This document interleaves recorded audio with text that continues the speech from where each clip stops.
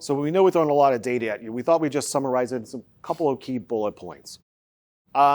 Big picture. Manufacturing executives in Wisconsin this year tell us they're a little bit less confident, certainly more uncertain about the state's business climate, and many believe the economy is stalled or stuck in neutral. That said, they remain optimistic about their financial future, but when we look under the hood, we certainly see some problems starting to emerge, specifically in terms of the strong confidence level and the long-term decline that we've seen over the last 4 years, particularly with larger manufacturers.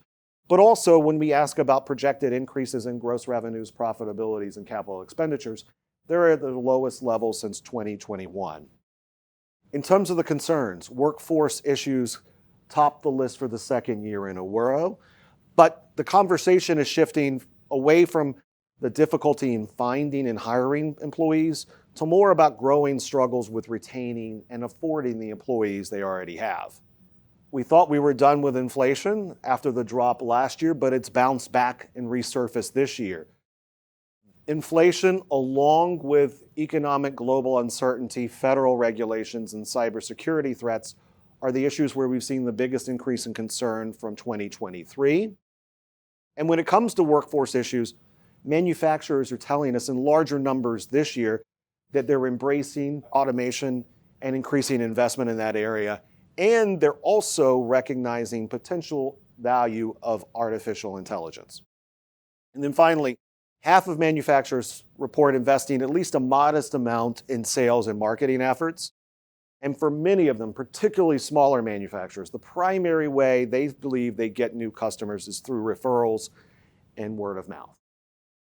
So what to do with all this information? So we have 4 things that we think you should take away as a manufacturer. So you saw this slide last year, and we talked about, we revised it for this year, and this is what we came up with.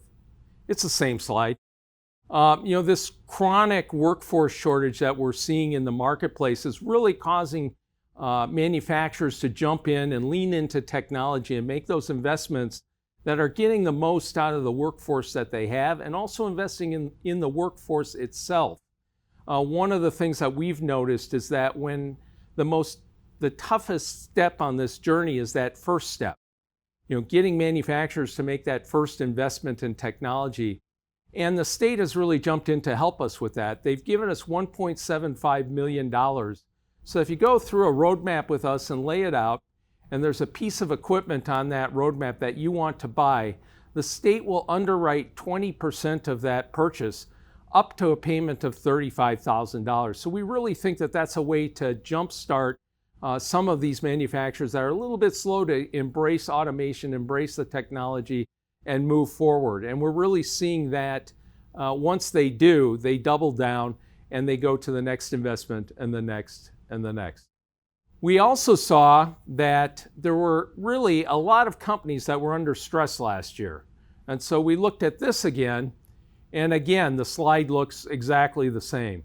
No matter what data that we look at, whether it's the formal manufacturing report or it's the smaller pulse surveys that we've done since the pandemic, all of them come back with this subset of about 20% of manufacturers that are under significant stress. We think that this is a huge vulnerability. If you're one of those manufacturers, we certainly encourage you to get help. And for the state overall, we're seeing a slight decrease in the number of manufacturers, and we think it's coming from this pool. The third thing we're talking about is all around workforce. So we've talked about how we see the market softening. It's a little easier to get employees, but it's still remaining very sticky. The employees that manufacturers have in-house, they're generally making sure that they stay there. They're a little slow to lay them off when business slacks off a bit. And then they're also making new investments to really engage those employees and make sure that not only do they have a vertical career path, but also a horizontal career path where they're developing new capabilities, all of which make them more likely to stay in the company. Then we're seeing that expectations are really changing because of that very shallow talent pool that's available right now. Manufacturers understand that they're not going to have a plug-and-play employee generally ready to go onto their production line. It's going to take a little bit of a ramp up and a little bit of development to make sure that they can really be a contributor to the operation overall. And then finally, we're seeing this group of employers that are really leaning into the workforce issue. They're being creative, they're making investments, they're making sure that their employees are engaged, and they seem to be having a lot less trouble attracting and retaining workers. It's always amazing to me the number of manufacturers I go out there that I consider top-notch manufacturers, and I ask them about workforce, and they go, yeah, it's an issue, but it's just one of many. In fact, I talked to the operations leader of a manufacturer that you would know. We were walking his floor, and I said, so if I wave a magic wand today and give you all of the perfectly trained employees that you want, how many would you take? And he looked at me and he said, none. We're fine. And we see that more and more with manufacturers that are really leaning into the workforce issue and trying to find new ways to make sure that their employees are engaged. And then finally, let's talk a little bit about AI. We're just seeing an accelerating adoption of AI. You saw it in the AI embracement curve, and we're seeing that across manufacturing in Wisconsin. And we're seeing it bifurcating into two places. First of all, manufacturers are doing it in non-operational areas. This is a fairly low-risk area. It's where you're using AI to create operator manuals or safety manuals or HR policies or job descriptions, really things that aren't directly affecting the operations of the business. It's lower risk, you can conduct more experiments, and you can really learn the technology and what's behind it before you take any kind of high-risk step. The other group are the folks that are actually using the data on the production line. And that's a lot more technical operation, and it's a lot more risky because now you're affecting the output of your company. But the leaders that we see adopting this technology are really organizing their data so that they better understand the production process. And those that are using it effectively, we're seeing get higher throughput, better quality, and better margins, quite frankly. And then, this new technology brings the old guys back into the game, right? I can play in this field now. I don't need to do coding. I don't need to learn any new special technology. I don't need to go someplace for 6 months to immerse myself in a new development. No, all I need to do is to be able to ask good questions and learn how to ask questions in a way that the technology can bring the answers back to me. So if you're out there and you haven't played with this yet, it's not that hard. And I think it's very important for you to get involved so that you really understand where this technology is going and how it can potentially impact your operation. And then finally, I'm really excited about the new resources that are coming online.